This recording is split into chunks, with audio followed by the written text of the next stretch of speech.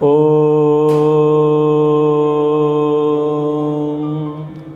सहनाववतु सहनौ भुनक्तु सह वीर्यं करवावहै तेजस्विनावधीतमस्तु मा विद्विषावहै। ओम शांति शांति शांति। सांख्य दर्शन पर हम विचार कर रहे हैं। सांख्य दर्शन में एक चर्चा आई। चर्चा इस प्रकार से थी कि प्रकृति परार्थ है, पराधीन है, पराश्रित है, और परार्थ है दूसरे के लिए है। तो प्रकृति दूसरों के लिए यानी जीवात्माओं के लिए, तो जीवात्माओं के लिए है तो उनको समान प्रकार से वो भोग दे रही है। तो जीवात्मा से समान प्रकार से सबको लाभ मिलना चाहिए, ठीक है ना। जीवात्मा उपभोक्ता है और किसका भोग कर रहा है? प्रकृति का। प्रकृति जड़ है, उसका स्वयं का कोई सामर्थ्य नहीं है, तो उसका सब पर समान प्रभाव पड़ना चाहिए, समान असर पड़ना चाहिए, ऐसा उनका हेतु है। तो इस हेतु के विषय में कहा कि भाई ऐसा संभव नहीं है। हम आपकी भावना समझ रहे हैं कि आप क्या कहना चाह रहे हैं। व्यक्ति बड़ा चतुर होता है, बातों को घुमा फिरा करके व्यक्ति को फंसाना चाहता है। जैसे कि ग्रहण पड़ता है तो जो पूर्णिमा अमावस्या होती है उस पर जो स्थिति बदलती है तो उससे अलग अलग प्रभाव पड़ते हैं, समान प्रभाव नहीं पड़ते। समुद्र में ज्वार भाटे आते हैं, वनस्पतियों पर अलग प्रभाव पड़ता है, प्राणी जगत पर अलग प्रभाव पड़ता है। तो अब व्यक्ति ये कहे कि साहब ग्रहण है और ग्रहण सब पर एक जैसा प्रभाव करे, तो एक जैसा कैसे प्रभाव कर सकता है? जड़ वस्तुओं की प्रकृति अलग है और चेतन वस्तुओं की प्रकृति अलग है, तो ग्रहण का सब पर समान प्रभाव नहीं पड़ेगा। क्या सूर्य का सब पर समान प्रभाव पड़ता है? नहीं पड़ता। हम ऐसे 45 डिग्री 42 डिग्री टेम्परेचर में दोपहर की धूप में खड़े हो जाएं, हमारी त्वचा जल जाएगी, हम तो जल जाएंगे, लेकिन पत्थर तो ऐसा नहीं जलेगा। हालांकि वो गर्म हो जाएगा लेकिन ऐसा तो नहीं जलेगा। और साग फल सब्जी कुछ रख दें तो वो बुरी तरीके से बर्बाद हो जाएगी। जो डामर होता है वो पिघल जाएगा और पत्थर होगा वो तो नहीं पिघलेगा। तो हैं तो जड़ वस्तु हैं, तो सबके गुण धर्म अलग अलग हैं, सब पर एक जैसा प्रभाव थोड़ी ना पड़ेगा। बर्फ़ रखी है और सादा पानी रखा है, तो सादा पानी गर्म हो जाएगा और बर्फ़ पिघल जाएगी। अंतर तो आ गया ना। तो समान प्रभाव फिर भी नहीं पड़ता। तो इसने चतुराई दिखाई कि जब प्रकृति जड़ है और पराधीन है, पुरुष के लिए है, तो वो समान प्रकार से सबको लाभ देवे। तो उन्होंने कहा ना, समान प्रकार से लाभ नहीं देगी। उसका भाव यही था कि सबको उन्नति के पथ पर लेकर के चली जाए, सबको समान प्रकार से लाभ देवे। तो यहाँ सूत्र आया, अधिकारी त्रय विद्यात न नियमः। ये सूत्र आप याद रखें, पहले अध्याय का 70। ये कह रहे हैं कि मोक्ष प्राप्ति के अधिकारी 3 प्रकार के हैं, उत्तम, मध्यम और मंद। तो प्रकृति से सबको समान लाभ मिले ऐसा कोई नियम नहीं है। प्रसंग को समझने का प्रयास करें। प्रकृति सबको समान लाभ नहीं देगी।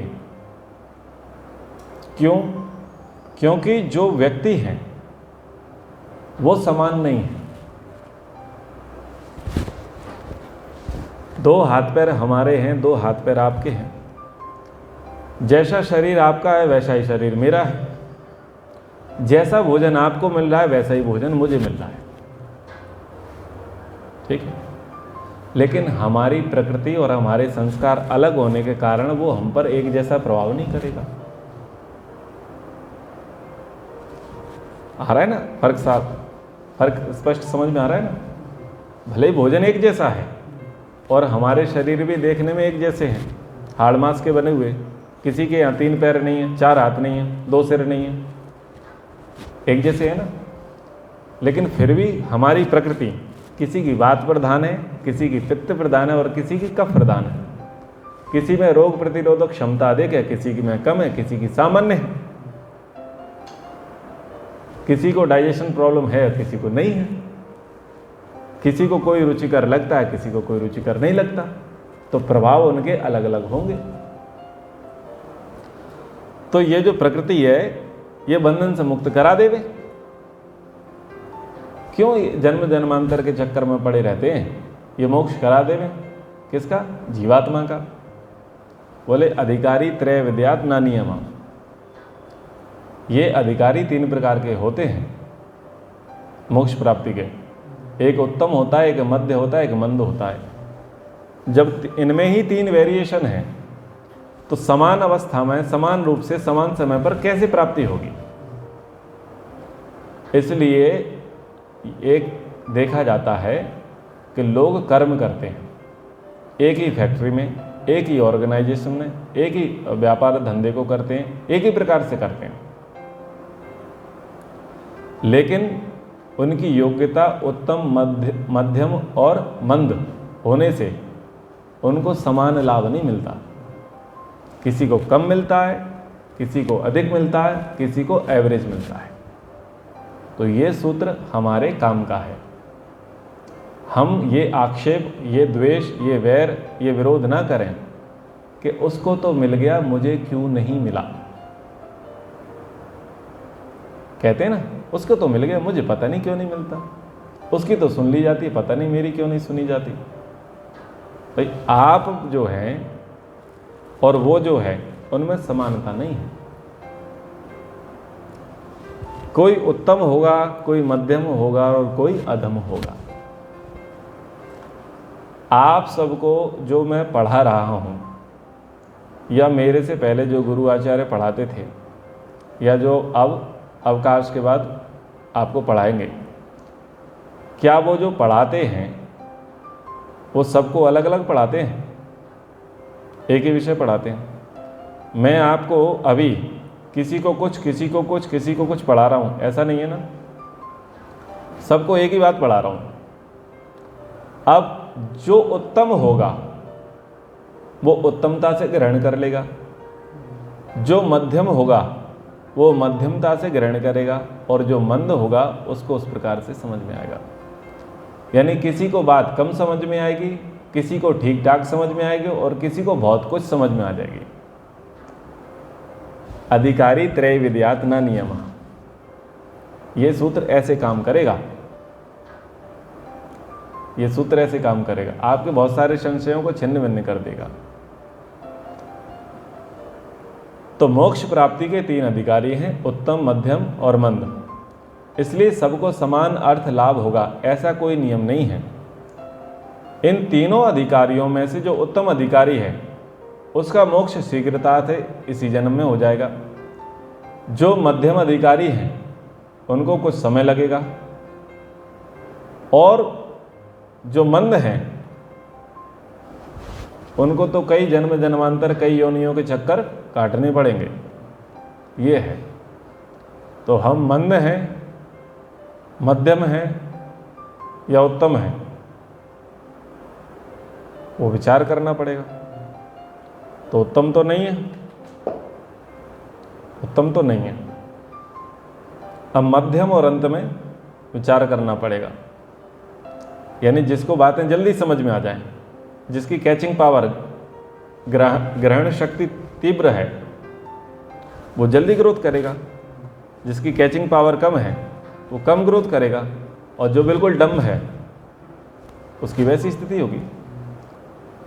कुछ को बातें पढ़ाते समय, सिखाते समय कुछ कुछ समझ में आएंगी, कुछ कुछ नहीं आएंगी। कुछ को पढ़ाते समय बात जब तक पढ़ा रहे हैं तब तक ही समझ में आएंगी, जैसी कक्षा समाप्त और बात भी समाप्त। और कुछ को बातें पहले से मन में चल रही होंगी, और वो कहेगा वाह ये तो मेरे प्रश्न का उत्तर मिल गया। कुछ ऐसे होंगे जिनके मन में पहले से उहापोह शंका ये चल ही रहे होंगे, वो कुछ पूछना ही चाह रहे होंगे, और जैसे ही उन्होंने पढ़ा तो उनके कुछ नए सूत्र हल हो गए, कुछ शंकाओं का स्वयमेव समाधान हो गया और उनको नए सूत्र मिल गए और उनसे वो गदगद हो गए और फिर उस पर वो दिन भर चिंतन करते रहे। तो ये अधिकारी त्रय विद्यात न नियमा, यानी 3 प्रकार की श्रेणी होने से ये अंतर आता है। ठीक है, तो ये बात यहाँ पर कही गई। अब आगे चलते हैं और आगे हम सूत्र संख्या पढ़ते हैं 82, 82 के प्रसंग को अब हम यहाँ देखते हैं।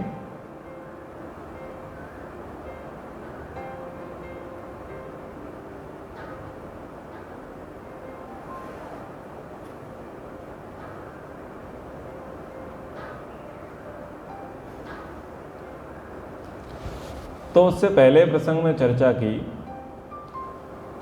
और उसमें बताया गया कि कर्म से जगत की उत्पत्ति नहीं है, क्योंकि कर्म में उपादान बनने की योग्यता नहीं है।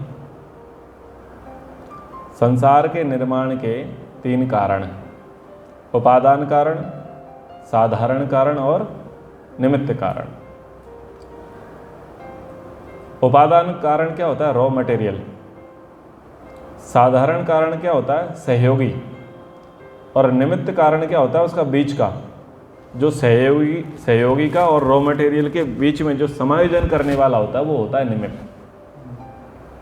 ये कारण आपको पता है ना, आप लोगों को भी पता है तीनों कारण। तो ऐसा प्रसंग चला कि कर्म से जगत की उत्पत्ति होती होगी, तो उन्होंने कहा कर्म से जगत की उत्पत्ति नहीं होती। क्यों नहीं होती?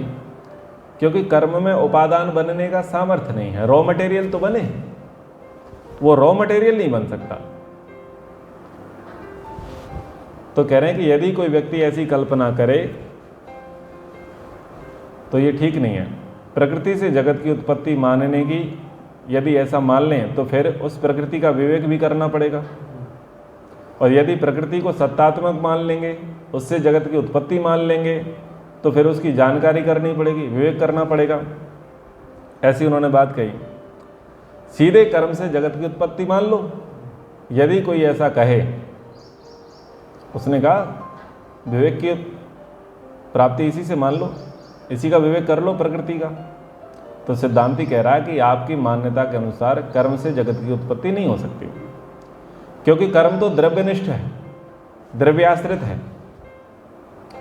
अर्थात कर्म द्रव्य में टिकता है, द्रव्य के सहारे ही कर्म होता है। कर्म की स्वतंत्र सत्ता नहीं है, द्रव्य से भिन्न नहीं है। कर्म का लक्षण, कर्म कार्य का लक्षण तो माना जा सकता है, जो हम कार्य कर रहे हैं उस कार्य का लक्षण माना जा सकता है कर्म के, हाँ ये कुछ कर्म कर रहा है। कार्य जगत को देख करके अनुमान किया जा सकता है कि ये कर्म से हुआ है। प्रकृति के मूल कारण द्रव्य में ईश्वर ने क्रिया की, उस क्रिया का परिणाम ये हुआ कि कारण द्रव्य कार्य द्रव्य में परिवर्तित हो गया और जगत बन गया।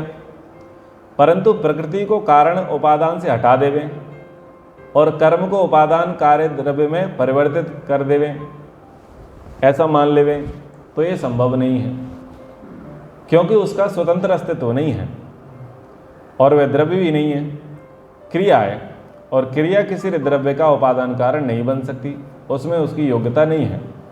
ये यहाँ पर प्रसंग चला था। तो अब आगे कह रहे हैं, जो 82वां श्लोक है, न अनुश्रविकाद अपि तत्सिद्धि साध्यत्वेन अवृत्ति योगाद पुरुषार्थत्वम। तो जो कर्म है, कैसे कर्म? वैदिक कर्म और अवैदिक कर्म। तो वेदोक्त यज्ञादि जो कर्म हैं, इनसे मोक्ष की प्राप्ति नहीं होती। इसलिए इस सूत्र को मैंने चुना कि केवल कर्म से मुक्ति मिल जाए, ये संभव नहीं है। कर्म ही पूजा है।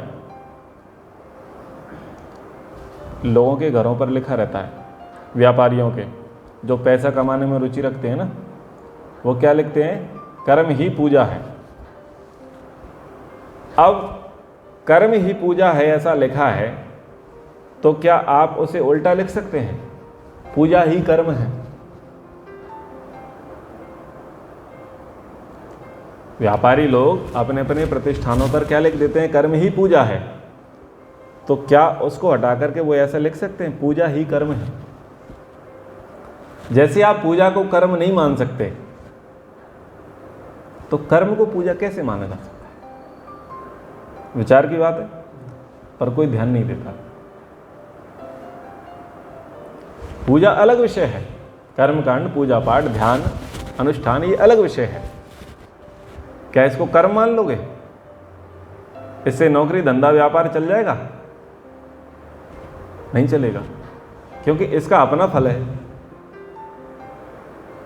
तो ये जो लोग लिख लेते हैं कर्म ही पूजा है, ये वास्तव में ईश्वर से जी चुराने वाले लोग हैं। ये धर्मानुष्ठान से जी चुराने वाले लोग हैं। और फिर वो कह देते हैं नर सेवा, नारायण सेवा। सब अपने ही लोग हैं, सब हैं, सब भारतवासी है, सब सनातनी है, तो सब मनुष्य ना। अरे सींग मत मारो, मैं सुबह ही बोला, सींग नहीं मारना है अपन को।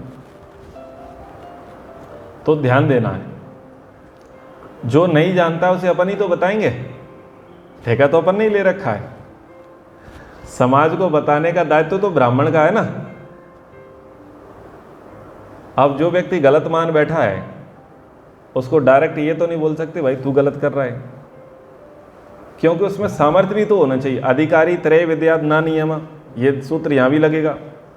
उसमें से जो उच्च स्तर के होंगे वो तुरंत मान लेंगे, जो मध्यम स्तर के होंगे वो कुछ मानेंगे और कुछ नहीं मानेंगे, और जो अधम स्तर के होंगे बोलेंगे नहीं साहब हम तो जो करते हैं वही करेंगे।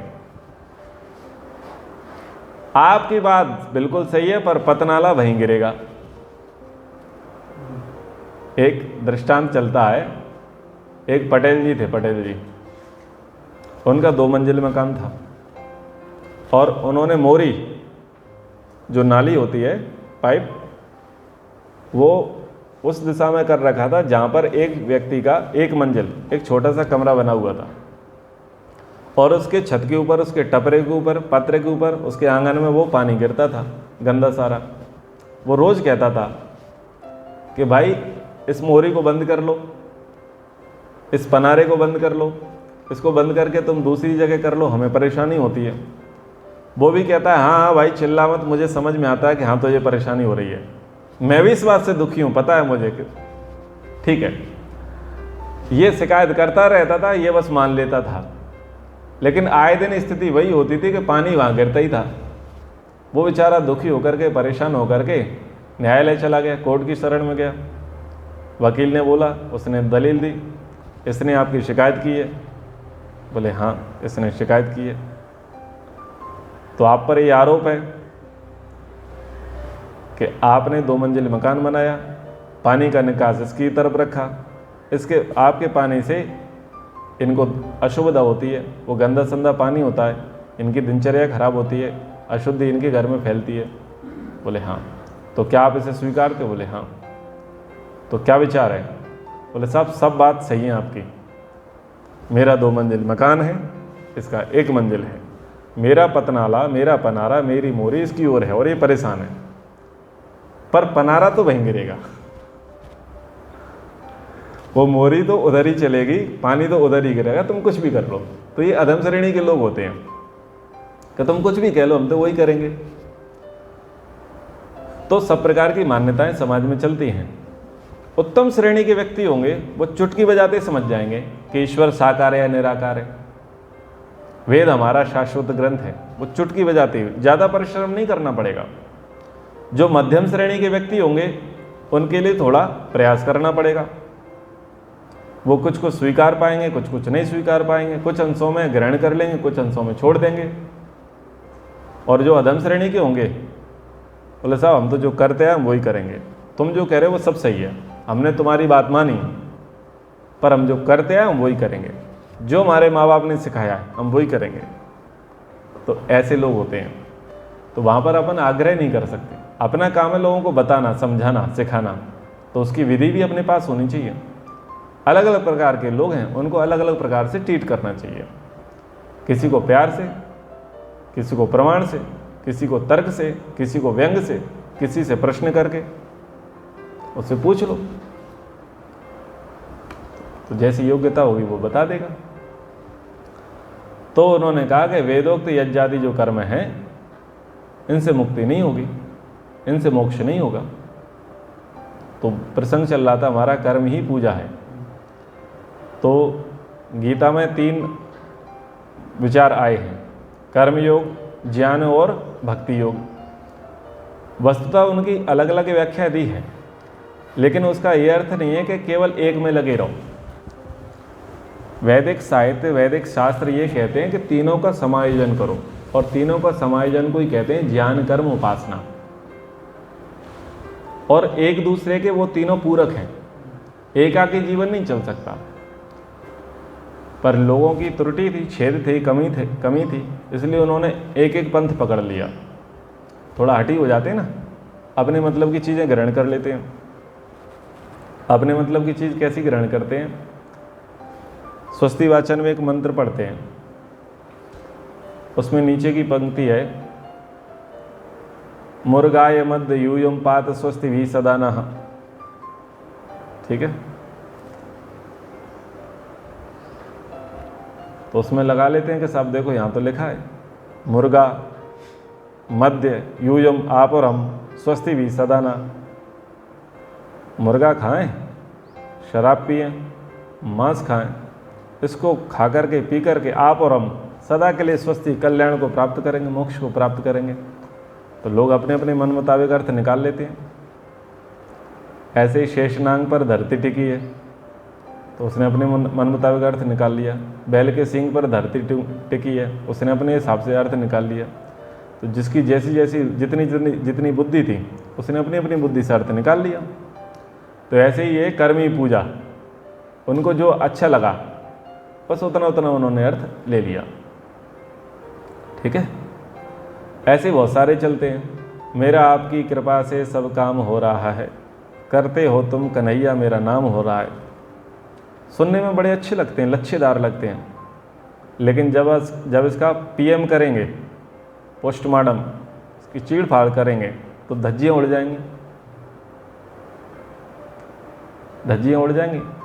ऐसी बहुत सारी बातें हैं जो लोग दीवालों पर लिख लेते हैं, प्रतिष्ठानों में लिख लेते हैं, या डायलॉग चलते रहते हैं, बोलते रहते हैं। ऐसी बहुत सारी बातें हैं जो सिद्धांत विरुद्ध हैं, तर्क विरुद्ध हैं, व्यवहार विरुद्ध हैं, शास्त्र विरुद्ध हैं। लेकिन बहुतायत जनता उसी को मानती है, बड़ी प्रसन्न होती है और गाती है, पर वो उतने में ही मस्त है, उनको पता नहीं वस्तुतः वो कह क्या रहे हैं। ये संकीर्तन वाले एक श्लोक का पाठ करते हैं, श्लोक के एक वाक्य का, उसको मंत्र मानते हैं। श्री कृष्णम शरणम मम, श्री कृष्णम शरणम मम। बड़ा खुश होते हैं बोल करके। अब वो ये तो सोचें कि कह क्या रहे हैं। श्री कृष्णम शरणम मम, इतनी सामान्य संस्कृत तो आप लोगों को आती है ना, क्या अर्थ हुआ इसका?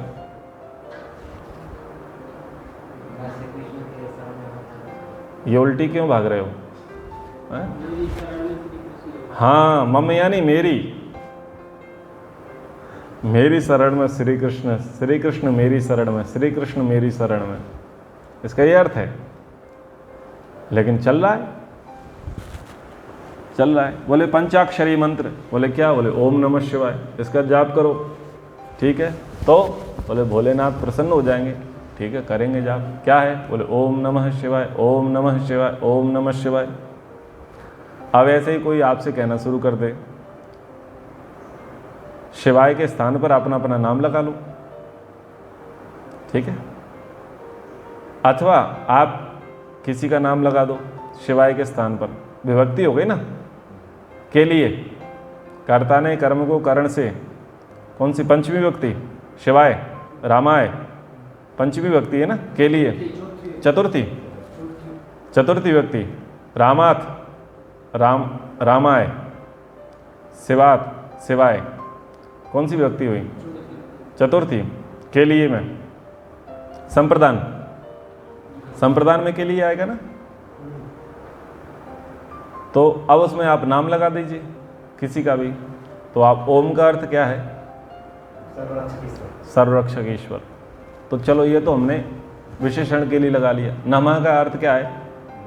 नमस्ते, प्रणाम। और के लिए मतलब आपके लिए, किसके लिए? उसका नाम दिया। अब कितनी बार करोगे नमस्ते? आप एक व्यक्ति से एक ही टाइम में 10 बार नमस्ते करो, आपको कैसी प्रतिक्रिया मिलेगी?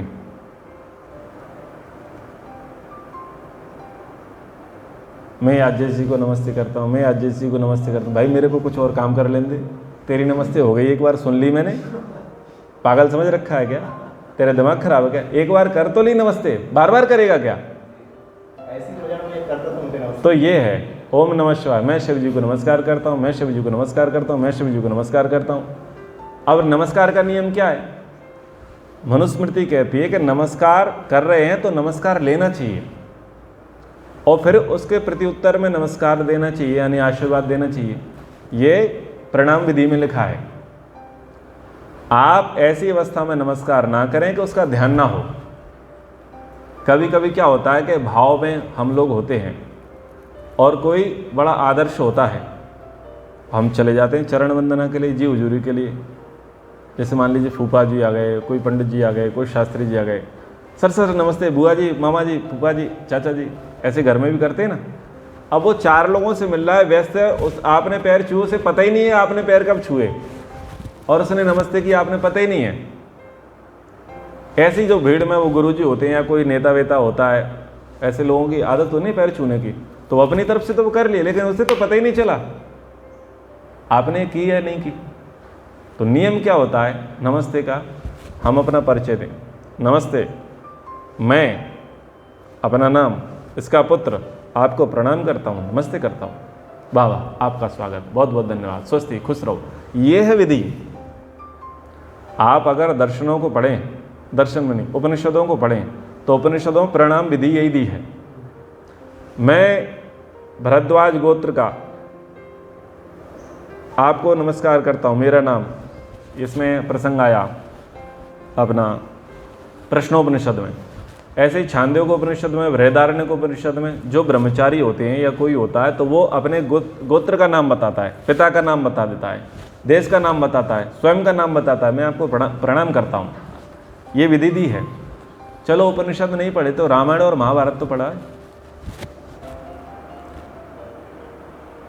शेष शैया पर, वाणों की सैया पर पितामह भीष्म पड़े होते हैं, कर्ण आते हैं अंतिम समय। राधे पुत्र सूत का, सूत पुत्र कर्ण का पितामह भीष्म प्रणाम स्वीकार करें। देवकी नंदन मैं देवकी नंदन वासुदेव, मेरा प्रणाम स्वीकार करें। मैं कुंती पुत्र भीम हूं, मैं कुंती पुत्र युधिष्ठिर हूं। आप ध्यान दीजिएगा, वो बताते हैं कि मैं कौन हूं, इंटेंशन, फोकस, फिर वो उसके प्रति उत्तर में उसका नमस्कार स्वीकार करता है और उस नमस्कार के आधार पर सोचेगा कि इसे आशीर्वाद क्या देना है। यशस्वी भव, आयुष्मान भव, कल्याण भव, विजयी भव, सौभाग्य भव। वो देख करके कि कौन है, इसकी प्रकृति क्या है, उसके आधार पर उसे प्रति उत्तर देता है। तो ये नियम है नमस्कार का, अभिवादन का नियम है। चाहे आप रामायण उठा लो, कोई से भी पुराण उठा लो, वहाँ पर अभिवादन की विधि यही है। अब तुम बोलते जा रहे ओम नमः शिवाय, ओम नमः शिवाय, ओम नमः शिवाय, ओम नमः शिवाय, तो भाई वहाँ से प्रति उत्तर भी तो आना चाहिए। और आप कितनी बार बोलोगे? एक बार बोलो ना, ओम नमः शिवाय, मैं शिव के लिए नमस्कार करता हूँ, दैट्स इट, बात खत्म। ओम नमो भगवते वासुदेवाय, मैं वासुदेव को सादर प्रणाम करता हूँ, बात खत्म। अब उसको तुम बार बार बोलोगे? बार बार बोलने का कोई नियम नहीं है, एक बार बोलो, इसको आदर्श बोलते हैं। अब फिर वो ठीक है, वो जप मानते हैं, महामंत्र मानते हैं, वो तो कुछ भी मानेंगे ना। तो मैं बोल रहा हूँ ना कि हम ब्राह्मण हैं, हमारा काम है बताना। उनको भी किसी ब्राह्मण ने बताया होगा, उसने मन मुताबिक व्याख्या की होगी। हम मन मुताबिक व्याख्या नहीं करते, हम वेद को लेकर के चलते हैं, तो वेद आधारित व्याख्या करते हैं। हमारा व्यक्तिगत कोई स्वार्थ नहीं है, हम पेट की बात नहीं कहते, हम किसकी बात कहते हैं? वेद की बात कहते हैं। तो प्रसंग चल रहा था कि वेदोक्त यज्ञादि कर्मों से मोक्ष प्राप्ति नहीं हो सकती। यज्ञ आदि कर्म मोक्ष प्राप्त कराने में असमर्थ होने से, असमर्थ हैं। पुनर्जन्म होने के कारण पुरुष का प्रयोजन सिद्ध नहीं होगा। ये जो वेदोक्त यज्ञादि कर्म हैं, अनुष्ठान हैं, जप तप पूजा पाठ व्रत परोपकार के कार्य, ये आपको पुनर्जन्म तक ले जाएंगे, लेकिन जन्म जन्मांतर के चक्कर से आपको मुक्त नहीं करेंगे। ये मुक्ति नहीं दिलाएंगे, ये सहायक हैं, ये सहायक हैं, लेकिन ये साध्य नहीं है। ठीक है, तो ये प्रसंग चला। तो आज हमारे 70 और 82 ये 2 ही सूत्र हुए हैं और समय हमारा हो गया है। आज थोड़ा ये प्रसंग लंबा खिंच गया, कोई बात नहीं। कभी कभी ऐसे व्यवहारिक चर्चाएं भी हो जानी चाहिए। कक्षा को विराम करते हैं। ओ